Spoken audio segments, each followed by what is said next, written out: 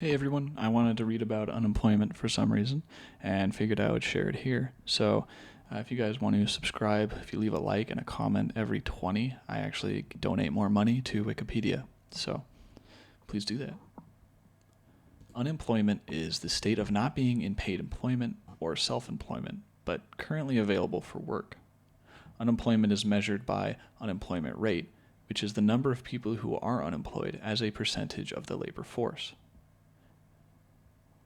Unemployment can have many sources, such as the following below: the status of the economy, competition caused by globalization, new technologies and inventions, policies of the government, regulation and market, war, civil disorder, or natural disasters.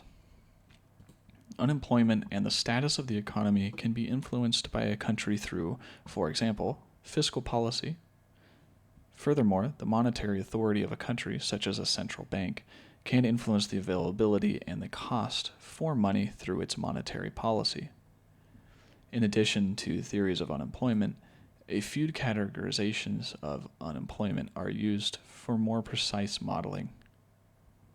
Some of the main types of unemployment include structural unemployment, frictional unemployment, cyclical unemployment, and involuntary unemployment, and classical unemployment.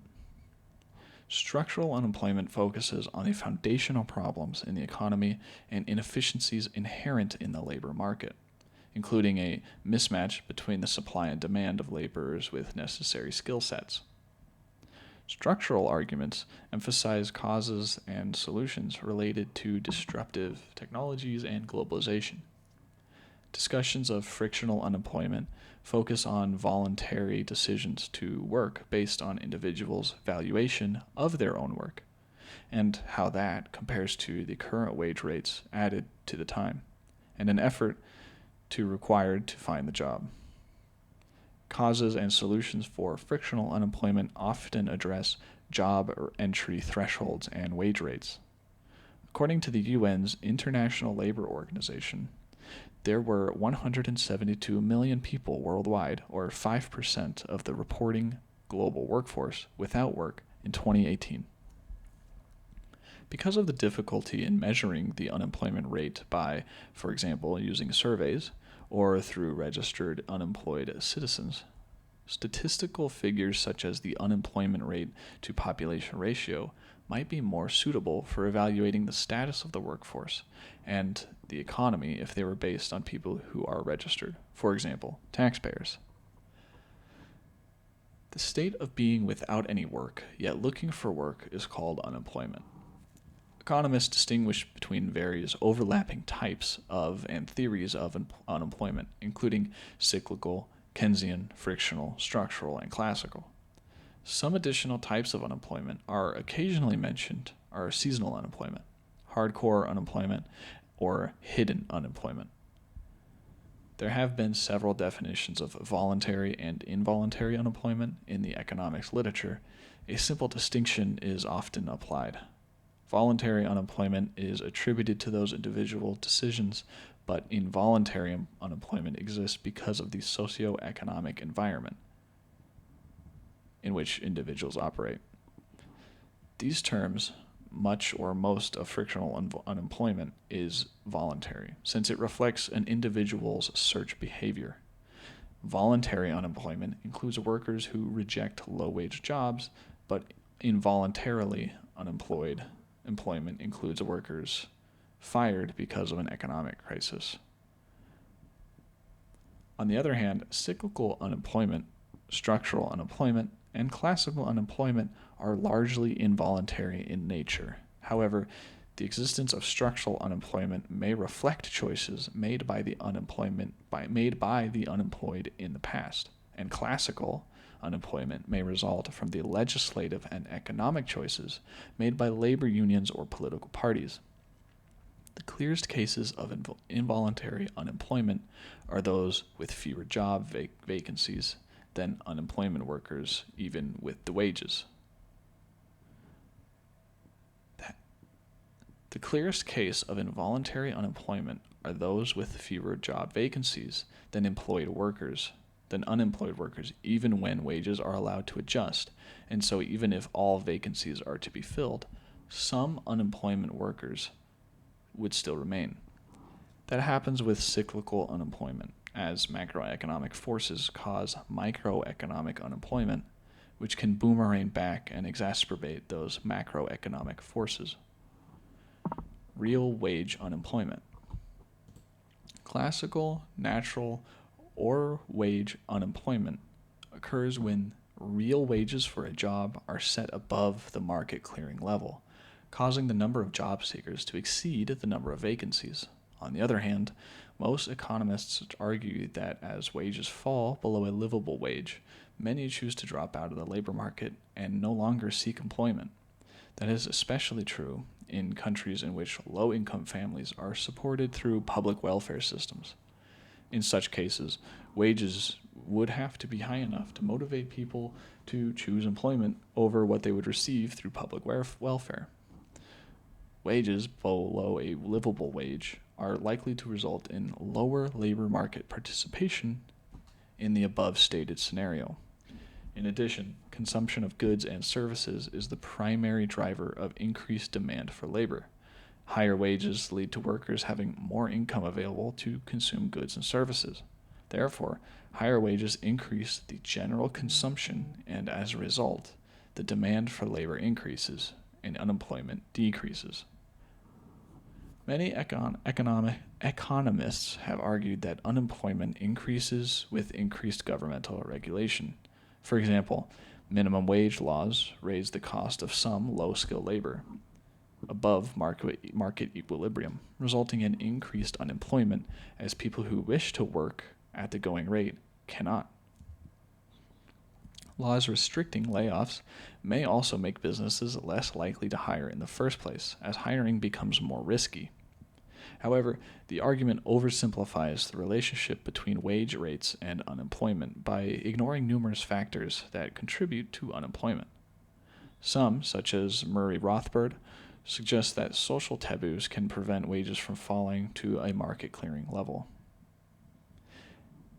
In Out of Work, Unemployment and Government in the 20th Century, by economists Richard Vedder and Lowell Galloway, argue that the empirical record of wages, productivity, and unemployment in America validate classical unemployment theory. Their data shows a strong correlation between adjusted real wage and unemployment in the United States from 1900 to 1990. However, they maintain that their data does not take into account exogenous events. Cyclical unemployment. Cyclical deficient demand, or Keynesian unemployment, occurs when there is not enough aggregate demand in the economy to provide jobs for everyone who wants to work. Demand for most goods and services falls, less production is needed, and consequently fewer workers are needed. Wages are sticky and do not fall to meet the equilibrium level, and unemployment results. Its name is derived from the frequent ups and downs in the business cycle, but unemployment can also persist, such as during the Great Depression. With cyclical unemployment, the number of unemployed workers exceeds the number of job vacancies, and so even if all jobs are filled, some workers will still remain unemployed. Some associated cyclical unemployment with frictional unemployment because the factors that cause the friction are partially caused by cyclical variables. For example, a surprise decrease in the money supply may suddenly inhibit aggregate demand and thus inhibit labor demand. Keynesian economics, on the other hand, see the lack of supply of jobs as potentially resolvable by the government intervention. One suggested intervention involves deficit spending to boost employment and goods demand. Another intervention involves an expansionary monetary policy to increase the supply of money, which should reduce interest rates, which in turn should lead to an increase in non-governmental spending. Full unemployment. In demands-based theory, it is possible to abolish cyclical unemployment by increasing the aggregate demand for products and workers. However, the economy eventually hits an inflation barrier. that is imposed by 4 other kinds of unemployment to the extent that they exist. Historical experience suggests that low unemployment affects inflation in the short term, but not in the long term. In the long term, the velocity of money supply measures as an MZM, so a money zero maturity, representing the cash flow and equivalent demand deposits. Velocity is far more predictive of inflation than unemployment. Some demand theory economists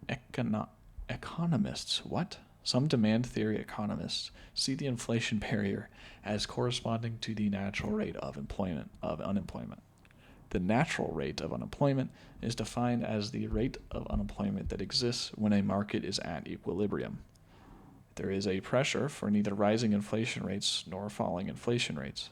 An alternative technical term for that rate is a NAIRU, a non-accelerating inflation rate of unemployment. Whatever its name, demand theory holds that if unemployment rate gets too low, inflation will accelerate in absence of wage and price controls. One of the major problems with the NAIRU theory is that no one knows exactly what the NAIRU is, and it clearly changes over time. The margin of error can be quite high relative to actual unemployment rate, making it hard to use the NAIRU in policymaking. Another normative definition of full employment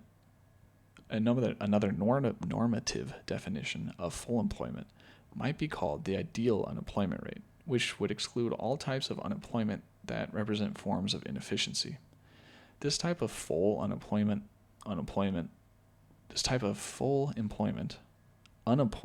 would be corresponded to only frictional unemployment, and so it would be very low. However, it would be impossible to attain this full employment target using only demand-side Keynesian stimulus without getting below the NAIRU and causing accelerating inflation. To the extent that hidden unemployment exists, it implies that official unemployment statistics provide a poor guide to what unemployment rate coincides with full employment. Structural unemployment occurs when a labor market is unable to provide jobs for everyone who wants one because there is a mismatch between the skills of the unemployed workers and the skills needed for the available jobs. Structural unemployment is hard to separate empirically from frictional unemployment, except that it lasts longer. As with frictional unemployment, simple demand-side stimulus will not work to abolish this type of unemployment easily. Structural unemployment may also encourage to rise by persistent cyclical unemployment. If an economy suffers from long-lasting, low aggregate demand, it means that many of the unemployed become disheartened and their skills become rusty or obsolete. Problems with debt may lead to homelessness and fall into a vicious cycle of poverty, which means that people affected in this way may not fit the job vacancies that are created when the economy recovers. The implication is that sustained high demand may lower structural unemployment. This theory of persistence in structural unemployment has been referred to as an example of path dependence. Much technological unemployment caused by the replacement of workers by machines might be counted as structural unemployment. Alternatively, technological unemployment might refer to the way in which steady increases in labor productivity mean that fewer workers are needed to produce the same level of output every year. The fact that aggregate demand can be raised to deal with problems suggests that the problem is instead one of cyclical unemployment, as indicated by Ukken's law. The demand side must grow sufficiently quickly to absorb not only the growing labor force, but also the workers who are made redundant by the increased labor productivity. Seasonal unemployment may be seen as a kind of structural unemployment since it is linked to certain kinds of jobs, construction or migratory farm work. The most cited official unemployment measures erase this kind of unemployment from the statistic using a seasonal adjustment technique. That results in substantial and permanent structural unemployment because it's never counted. Frictional unemployment. Frictional unemployment is the time period between jobs in which a worker is searching or for transitions from one job to another. It is sometimes called search unemployment and can be voluntary, based on the circumstances of the unemployed individual. Frictional unemployment exists because both jobs and workers are heterogeneous, and a mismatch can result in the characteristics of supply and demand. Such a mismatch can be related to skills, payment, work time, location, seasonal industries, attitude, taste, and a multitude of other factors. New entrants, such as graduating students, or re-entrants, such as former homemakers, can also suffer a spell of frictional unemployment. Workers and employers accept a certain level of imperfection, risk, or compromise, but usually not right away. They will invest some time and effort to find a better match that is, in fact, beneficial to the economy, since it results in a better allocation of resources. However, if the search takes too long and the mismatches are too frequent, the economy suffers, since some work will not get done. Therefore, governments will seek to reduce unnecessary frictional unemployment by multiple means, including providing education, advice, training, and assistance, such as daycare centers. The frictions in labor markets are sometimes illustrated graphically with the Beaver Ridge curve, a downward-sloping, convex curve that shows a correlation between the unemployment rate on one axis and the vacancy rate on the other. Changes in the supply or demand for labor cause movements along the curve. An increase or decrease in labor market frictions will shift the curve outwards or inwards. Hidden unemployment. Official statistics often underestimate hidden unemployment rates because that is the unemployment rate of potential workers that are not reflected in the official unemployment statistics, simply because of how the statistics are created. In many countries, only those who have no work but are actively looking for work or qualifying for Social Security benefits are counted as unemployed. Those who had given up looking for work at all, and sometimes those who are on a government retraining program, are not officially counted among the unemployed. The statistic also does not count the underemployed, those who are working a few hours than they would prefer, or fewer hours than they would prefer, or in a job that fails to make good use of their capability. In addition, those who are working age but currently in a full-time education are usually not considered unemployed in government statistics. Traditional unemployed native societies who survived by gathering, hunting, herding, and farming in the wilderness areas may or may not have counted unemployment statistics. Long-term unemployment is defined in the European Union statistics as unemployment lasting longer than 1 year. The United States Bureau of Labor Statistics, which reports long-term unemployment rate at 1.9%, defines this as unemployment lasting 27 weeks or longer. Long-term unemployment is a component of structural unemployment, which results in the long-term unemployment existing in every social group, industry, occupation, and all levels of education. Marxian theory of unemployment. Marxists share the Keynesian viewpoint of the relationship between economic demand and employment, but with the caveat that the market's system's propensity to slash wages and reduce labor participation on an enterprise level causes a requisite decrease in the aggregate demand in the economy as a whole, causing crisis of unemployment and periods of low economic activity before capital accumulation phase of the economy. According to Karl Marx, unemployment is inherently within the unstable capitalist system, and a periodic crisis of mass unemployment are to be expected. He theorized that unemployment was inevitable and even a necessary part of the capitalist system, with recovery and regrowth as part of the process. The function of the proletariat within the capitalist system is to provide a reserve army of labor that creates a downward pressure on wages. This is accomplished by dividing the proletariat into surplus labor, employees, and underemployment, unemployed. This reserve army of labor fight army of labor fight among themselves for scarce jobs at lower and lower wages. At first glance, the unemployment seems inefficient since unemployed workers do not increase profits. But unemployment is profitable within a global capitalist system because of the unemployment lowers wages, which are costs from the perspective of the owner. From this perspective, low wages benefit the system by reducing economic rents. Yet, it does not benefit the workers, according to Karl Marx. The workers, the proletariat, work to benefit the bourgeois through their production of capital. Capitalist systems purport to unfairly manipulate the market for labor by perpetuating unemployment, which lowers labor's demands for fair wages. Workers are pitted against one another at the service of increasing costs for owners. As a result, the capitalist mode of production, Marx argues, that workers experienced alienation and estrangement from their economic identities. According to Marx, the only way to permanently eliminate unemployment would be to abolish capitalism as a system and forced competition for wages. For contemporary Marxists, the existence of persistent unemployment is proof of the inability of capitalism to ensure full employment. The labor force participation rate is the ratio between labor force and the overall size of their cohort.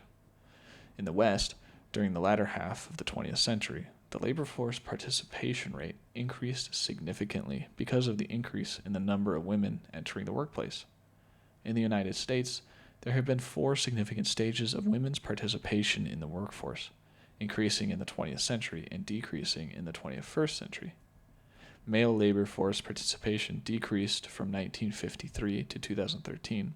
Since October 2013, men have been increasingly joining the workforce. From the late 19th century to the 1920s, very few women worked outside the home. There were young, single women who typically withdrew from the labor force at marriage unless the family needed 2 incomes. Such women worked primarily in the textile factory or as domestic workers. The profession empowered women and allowed them to earn a living wage. At times, they were a financial help to their families. Between 1930 and 1950, female labor participation increased primarily because of the increased demand for office workers, women's participation in the high school movements, and electrification, which reduced the time it was spent on household chores. From 1950s to the early 1970s, most women were secondary earners, working mainly as secretaries, teachers, nurses, and librarians, commonly referred to as pink-collar jobs. From the mid-1970s to the late 1990s, there was a period of revolution of women in the labor force brought on by various factors, many of which rose from the second-wave feminism movement. Women more accurately planned for their future in the workforce by investing in more applicable majors in college that prepared them to enter and compete in the labor market. In the United States, female labor force participation rose from approximately 33% in 1948 to 60.3% in 2000. As of April 2015, the female labor force participation is at 56.6%, and the male labor force participation is at 69.4%, and the total labor force participation then at 62.8%. A common theory in modern economics claims that the rise of women participating in the labor force in the 1950s and the 1990s was caused by the introduction of new contraceptive technology, birth control pills, as well as the adjustment of age majority laws. The use of the birth control gave women flexibility for opting to invest and advance their career while they maintained a relationship. By having control over their timing of their fertility, they were not running a risk of thwarting their career choices. However, only 40% of the population actually used the birth control pill. That implies that that other factors may have contributed to women choosing to invest in advancing their careers. One factor may be that the increasing number of men delayed age in marriage, which allowed women to marry later in life without them worrying about quality of older men. Other factors include the changing nature of work, with machines replacing physical labor and thus eliminating many traditional male occupations, and the rise of the service sector in which many jobs are gender neutral. Another factor may have contributed was the Equal Pay Act of 1963, which aimed at abolishing wage disparity based on sex. Such legislation diminished sexual discrimination and encouraged more women to enter the labor market by receiving fair remuneration to help raising their families and children. At the turn of the 21st century, labor force participation began to reverse its long period of increase. Reasons for the change including the rising share of older workers, an increase in the school enrollment rates among young workers, and a decrease in the female labor force participation. The labor force participation rate can decrease when the rate of growth of population outweighs that of the employed and the unemployed together. The labor force participation rate is a key component in the long-term economic growth, almost as important as productivity. A historic shift around the end of the Great Recession as women began leaving the labor force in the United States and other developed countries. The female labor force participation in the United States has steadily decreased since 2009, and as of April 2015, the labor force participation rate has gone back to levels of 56.6%. The NEET. A NEET, an acronym for Not in Education, Employment, or Training, is a person who is unemployed and not receiving an education or vocational training. The classification originated in the United Kingdom in the 1990s and has spread in varying degrees to other countries, including Canada, China, Japan, Serbia, South Korea, and the United States. The NEET category includes the unemployed individuals without a job and seeking one, as well as individuals outside the labor force, that is, without a job and not seeking one. It is usually age-bounded to exclude people in old age retirement. NEET frequently refers to youth and young adults, where NEET is distinct from youth unemployment. Generations of high NEET have been described as lost generations. Youth and young unemployment. Youth unemployment refers to unemployment among people aged 15 to 24, while young adult unemployment refers to unemployment among ages 25 to 34. Youth unemployment is in many countries higher than general unemployment. Unemployment of young adults was associated with political instability and revolutions.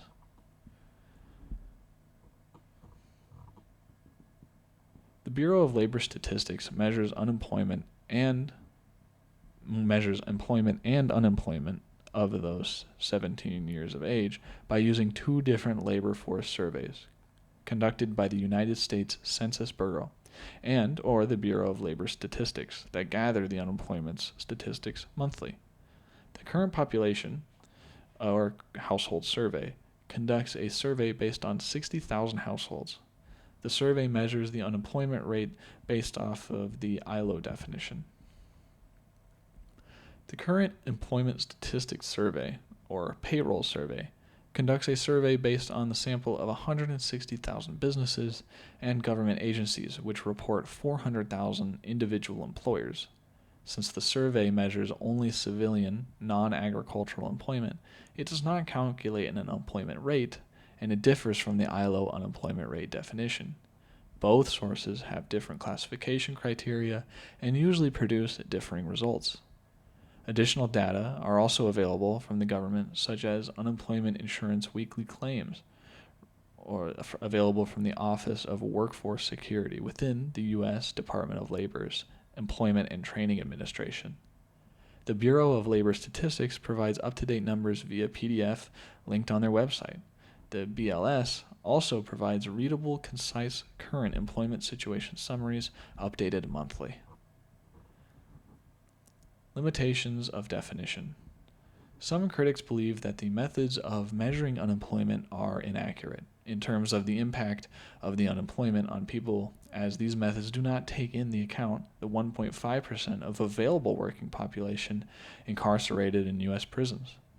Those who have lost their jobs and have become discouraged over time, or those who are self-employed and or those who are self-employed or wish to become self-employed, such as tradesmen or building contractors, or those who do not possess full health but still wish to work in occupations suitable with their medical condition, or even those who work for payment for as little as an hour per week but would like to work full-time. The last people are involuntarily part-time. Workers who are underemployed, such as a computer programmer who is working in a retail store until he can find a permanent job.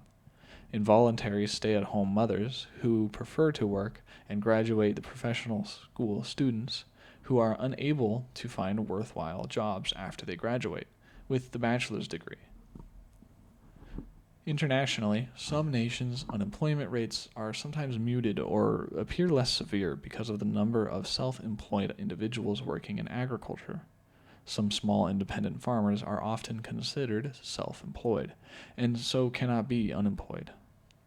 That can impact non-industrialized economies, as the United States and Europe in the 19th century, since the overall unemployment was approximately 3%, because so many were self-employed, independent farmers. However, non-agricultural unemployment was as high as 80%. Unemployment in official accounts has been estimated to be underreported by between 1 to 4%. Many economies industrialize and so experience increasing numbers of non-agricultural workers. For example, the United States non-agricultural labor force increased from about 20% in 1800 to 50% in 1850 and 97% in 2000. The shift away from the self-employment increases the percentage of a population that is included in the unemployment rates, which, when the unemployment rates between countries or time periods are compared, it is best to consider the difference in their levels of industrialization and self-employment. Additionally, the measures of employment and unemployment may be too high in some countries. The availability of unemployment benefits can inflate statistics by giving an incentive to register as unemployed. People who do not seek work may choose to declare themselves unemployed to get benefits. People with undeclared paid occupations may try to get unemployment benefits in addition to the money that they earn from their work.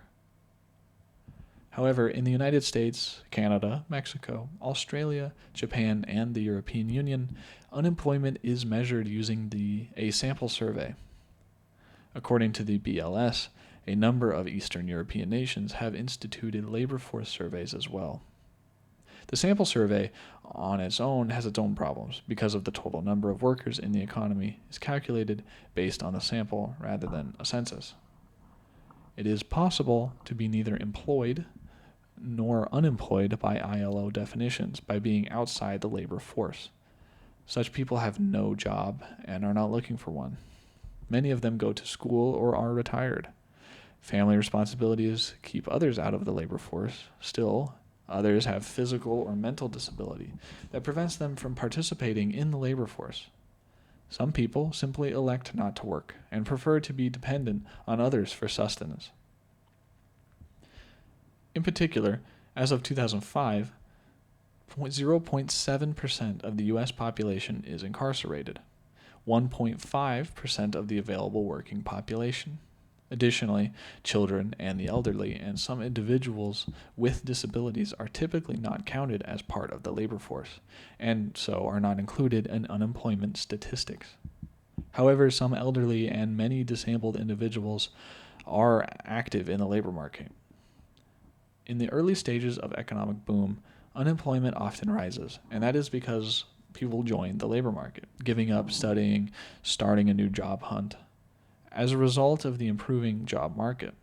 But until they have actually found a position, they are counted as unemployed. Similarly, during a recession, the increase in unemployment rate is moderated by people leaving the labor force or being otherwise discounted from the labor force.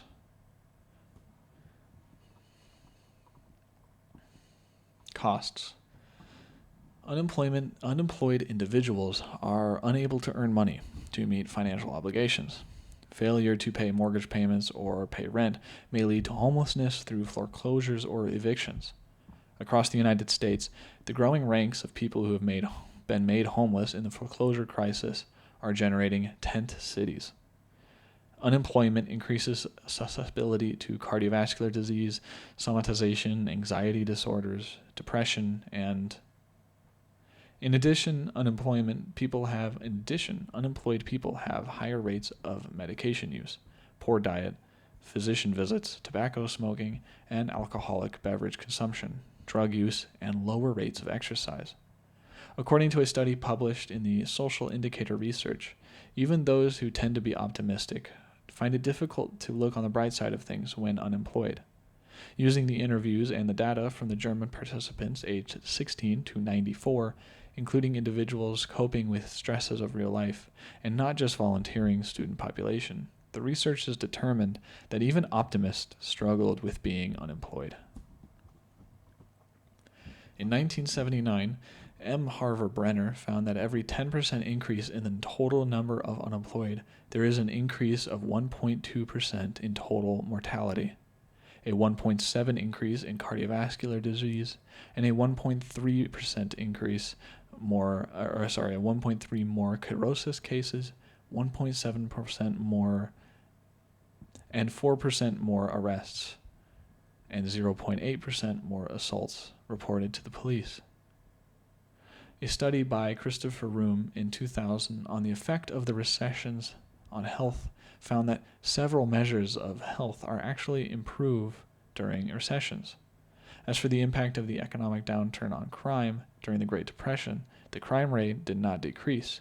The unemployed in the U.S. often use welfare programs such as food stamps or accumulating debt because of unemployment insurance in the U.S. does not generally replace most of the income that was received on one job, and one cannot receive such aid indefinitely.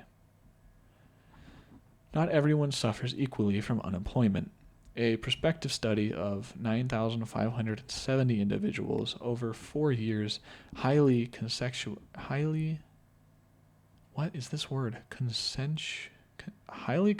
people suffered more than twice as much if they became unemployed.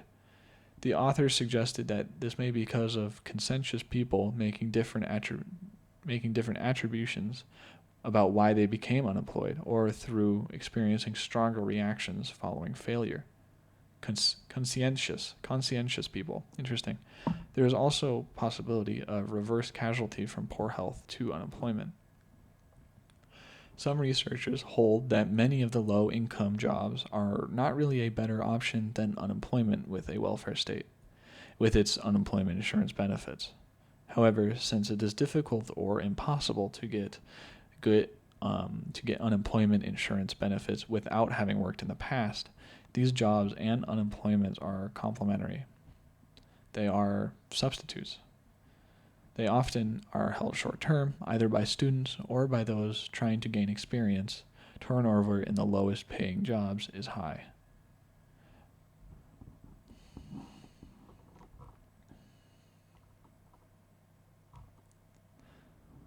Unemployment is argued to be beneficial to people who are not employed in the sense that it averts inflation, which itself has a damaging effect. However, the direct connection between full local employment and local inflation has been disputed by some because of the recent increase in international trade that supplies low-priced goods even while local unemployment rates rise to full employment. Full employment cannot be achieved because workers would shrink if they were not threatened by the possibility of unemployment. The curve of the no shrinking condition thus goes to infinity at full employment. The inflation-fighting benefits to the entire economy arising from presumed optimum level of unemployment have been studied extensively. The Shapiro-Stiglitz model suggests that wages never bid down sufficiently to reach 0% unemployment. That occurs because employers know that when wages decrease, when wages decrease, workers will shirk and expend less effort. Employers avoid shirking by preventing wages from decreasing so low that workers give up and become unproductive. The higher wages perpetuate unemployment, but the threat of unemployment reduces shirking. Optimal unemployment has also been defended as an environmental tool to break the constantly accelerating growth of GDP to maintain levels that are sustainable in the context of resource constraints and environmental impacts.